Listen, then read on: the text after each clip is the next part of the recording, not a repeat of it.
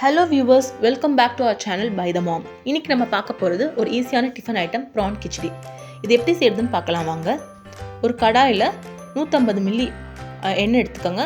அது சூடானதுக்கு அப்புறமா 1 டீஸ்பூன் கடுகு போட்டு தெளிச்சதுக்கு அப்புறமா 3 பச்சை மிளகாயை கீறி போட்டுக்கங்க.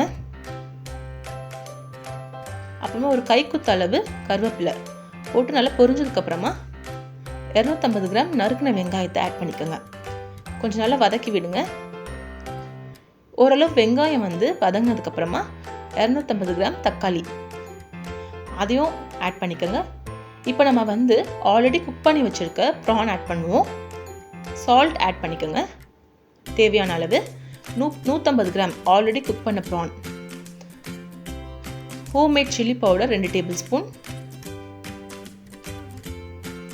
அப்புறம் கொத்தமல்லி இலைகள் அதையும் போட்டு நல்லா மிக்ஸ் பண்ணிக்கோங்க. இப்போ நம்மளுக்கு கிரேவி ரெடி ஆயிடுச்சு. ஒரு 3 கப்பு தண்ணியை தனியாக கொதிக்க வச்சு இதில் ஆட் பண்ணிக்கிறோம். ஹாட் வாட்டர் ஆட் பண்ணிக்கிறோம். இந்த ப்ரான் பார்த்தீங்கன்னா எதுவுமே இல்லை, சால்ட்டு, ஜிஞ்சர் கார்லிக் பேஸ்ட்டு, உப்பு அண்ட் உங்களுக்கு தேவைப்பட்டுச்சுன்னா நீங்கள் மிளகாத்தூள் போட்டு குக் பண்ணது தான். இப்போது ரவை 1 கப் 300 கிராம் ரவை எடுத்துருக்கோம். அந்த தண்ணி நல்லா கொதிச்சதுக்கப்புறமா அந்த ரவையை கொஞ்சம் கொஞ்சமாக ஆட் பண்ணுறோம். ஒரேடியாக ஆட் பண்ணக்கூடாது, கொஞ்சம் கொஞ்சமாக ஆட் பண்ணிகிட்டே நம்ம மிக்ஸ் பண்ணணும். இல்லைனா அங்கங்கே கட்டி கட்டியாக ஆகிடும், நல்லா இருக்காது.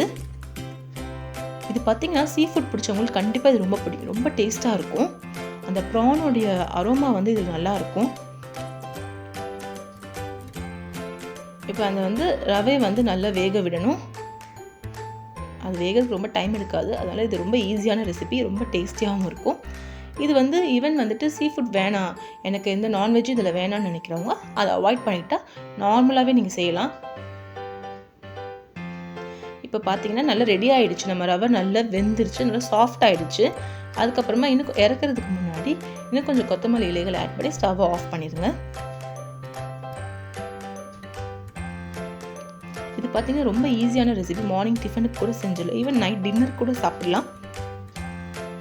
இது ஒரு லஞ்ச் பாக்ஸ் ரெசிபி கூட. இதுக்கு சைடில் பெருசாக எதுவுமே சைட் டிஷ் தேவைப்படாது. ஒரு கெட்டியான தயிர் அப்படி இல்லைன்னா பிக்கல், ஊறுகாய் இது இருந்தாலே போதும்.